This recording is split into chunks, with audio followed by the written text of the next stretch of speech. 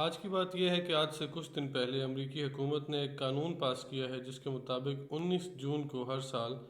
Federal holiday ہوا کرے گا، اور اس کو جو یہاں پہ سیاہ فام لوگ ہیں ان کے ساتھ اظہار یکجہتی کے طور پر جون ٹینتھ کے نام سے منایا جائے گا۔ تو قصہ کچھ یوں ہے کہ آج سے تقریباً 150 سال پہلے سیاہ فام لوگوں کو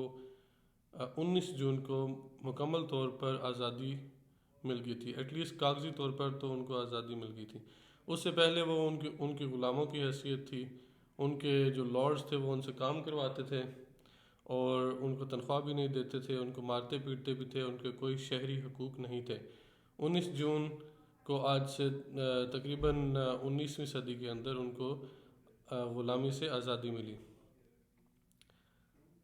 لیکن ہوا یہ کہ جب ان کو آزادی مل گئی تو جو یہاں پہ لینڈ لارڈز تھے، جو گورے لوگ بزنس اونرز تھے اور جو فارمرز تھے بڑے بڑے، ان کو نقصان ہونا شروع ہو گیا، کیونکہ اس سے پہلے تو ان کو مفت میں ورک فورس ملی ہوئی تھی، ان کو تنخواہ نہیں دیتے تھے،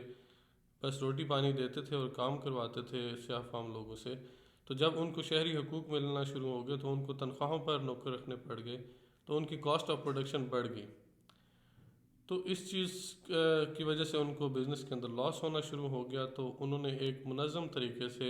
ایسے قوانین پاس کروائے اپنے قانون دانوں سے کہ یہ جو بلیکس ہیں امریکہ میں وہ آج بھی بہت زیادہ غریب ہیں، اور ان کو کہنے کو تو وہ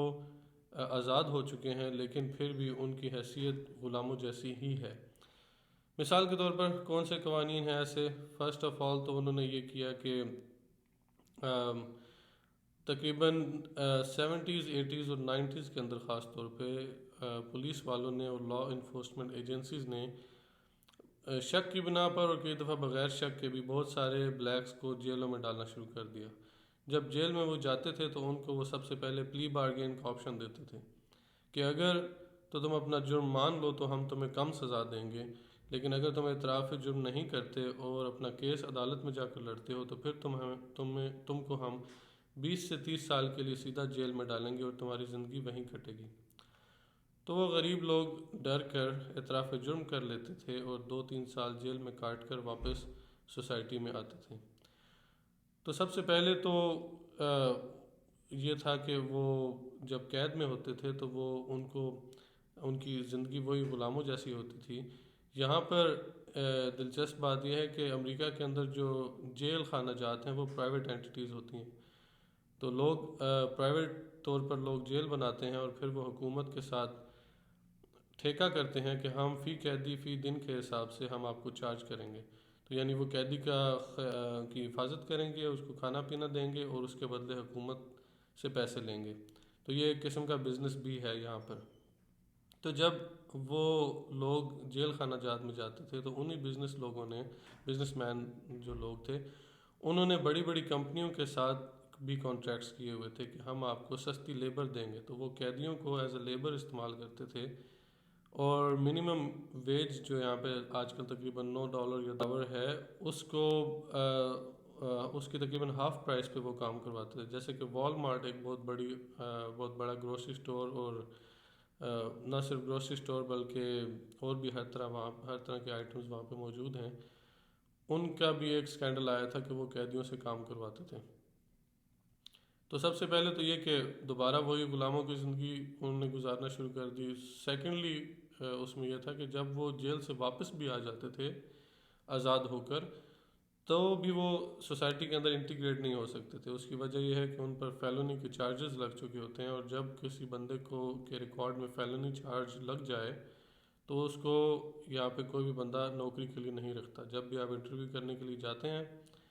تو وہاں پہ جب آپ پتہ چلتا ہے کہ آپ فیلن ہیں، آپ پر فیلونی چارج لگ چکا ہے،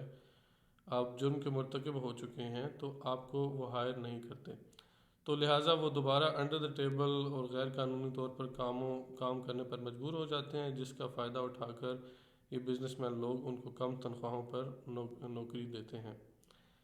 اس طرح کے اور بھی بہت سے قوانین یہاں پہ موجود ہیں جس کی وجہ سے سوسائٹی کے اندر ان کو ایکول اپرچونٹی نہیں ملتی۔ مثال کے طور پر یہاں پر سیگریگیشن ہے۔ سیگریگیشن کا مطلب کہ اکثر جو سیاہ فام لوگ ہیں وہ علیحدہ علاقوں میں رہتے ہیں، ان کے اپنے نیبرہڈز ہیں جہاں پہ غریب لوگ رہتے ہیں، وہ وہاں رہتے ہیں، اور ان نیبرہڈز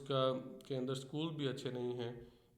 یہاں امریکہ میں قانون ہے کہ جس نیبرہڈ میں آپ رہتے ہیں آپ نے اسی نیبرہڈ کے اسکولوں میں اپنے بچوں کو بھیجنا ہے۔ تو جب آپ غریب نیبرہڈ میں رہیں گے، آپ وہاں کے اسکول بھی اچھے نہیں ہوں گے، آپ کے بچے اچھی طرح پڑھیں گے نہیں، اور وہ ایکول اپرچونٹی ان کو لائف میں نہیں ملے گی، اور وہ اچھے پروفیشنل، کامیاب پروفیشنل بن کر آگے نہیں جا سکتے۔ الغرض ہوتا کیا ہے کہ وہ جرائم پیشہ بن جاتے ہیں اور پروڈکٹیو حصہ نہیں بن سکتے سوسائٹی کا۔ تو یہ سب کہنے کا مقصد یہ نہیں ہے کہ میں کوئی اسٹیریو ٹائپنگ نہیں کر رہا کہ سارے جو بلیکس ہیں وہ جرائم پیشہ ہیں۔ میرا مقصد صرف یہ ہے کہ ان کو جو اپرچونٹیز ہی نہیں ملتی یہاں پر، تو وہ کیسے سوسائٹی کے اندر کارآمد حصہ بنے۔ بہت سے کامیاب لوگ بھی ہیں، لیکن ان کا جو تناسب ہے گورے لوگوں کی نسبت کالے لوگوں کا بہت کم ہے جو کامیاب ہیں۔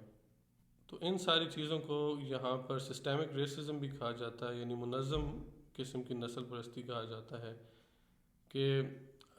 ایک ایسے سسٹمز موجود ہیں، ایسے لاز موجود ہیں جس کی وجہ سے جو کالے اور سیاہ فام لوگ ہیں اور باقی بھی جو پیپل آف کلر ہیں، براؤن لوگ بھی، وہ سب سوسائٹی کے اندر ان کو ایکول اپرچونٹیز نہیں ہیں۔ آخر میں اب میں صرف ایک بات کرنا چاہوں گا کہ جب بھی ایسی کوئی نسل پرستی کی بات ہوتی ہے تو ہم پاکستانی لوگ یہ سمجھتے ہیں یا یہ سوچتے ہیں کہ اللہ کا شکر ہے کہ ہم تو نسل پرست نہیں ہیں، اور ہمارے پیغمبر نے تو آج سے 1400 سال پہلے ہی کہہ دیا تھا کہ کسی گورے کو کالے پر اور کالے کو گورے پر کوئی فضیلت حاصل نہیں ہے۔ یہ بات بالکل درست ہے، اسلام میں تو ایسا ہے، لیکن ہماری لائفز کے اندر مسلمانوں میں ایسا بالکل بھی نہیں ہے۔ جب آپ اپنی سوسائٹی کے اندر نظر دوڑائیں تو یہ ہمارے اندر بہت ساری نسلیں اور ذاتیں موجود ہیں۔ خاندانی طور پر بھی لوگ تعصب کرتے ہیں، کوئی چودھری ہیں، کوئی ملک ہیں، کوئی ارائی ہیں، کوئی راجپوت ہیں، اور ہر کوئی اپنے آپ کو دوسرے سے برتر سمجھتا ہے، اور رشتے ناطے بھی وہ اپنی کاسٹ سے باہر کے لوگ نہیں کرتے۔ یہ سب بھی نسل پرستی کے دائرے میں آتا ہے، اور ہمیں ان ایسی چیزوں سے اجتناب کرنا چاہیے اور اس چیز کو ریکگنائز کرنا چاہیے کہ ہم میں بھی نسل پرستی موجود ہے۔ جب ہم اپنے پرابلمس کو ریکگنائز کریں گے تو تب ہی ہم بہتری کی طرف جا سکتے ہیں۔ تو امید ہے آپ لوگوں کو یہ سب ساری ڈسکشن انٹرسٹنگ لگی ہوگی، اور اگر آپ کے کوئی کویشچنز ہیں اس بارے میں، یا کامنٹس ہیں، یا کوئی ویوز ہیں جو آپ شیئر کرنا چاہتے ہیں، تو ضرور کامنٹ سیکشن میں کیجیے گا۔ میں اپنے سارے کامنٹس دیکھتا ہوں اور ان کو رپلائی کرتا ہوں۔ اس کے ساتھ ہی اب میں چلتا ہوں۔ Take care everyone, see you guys in the next video.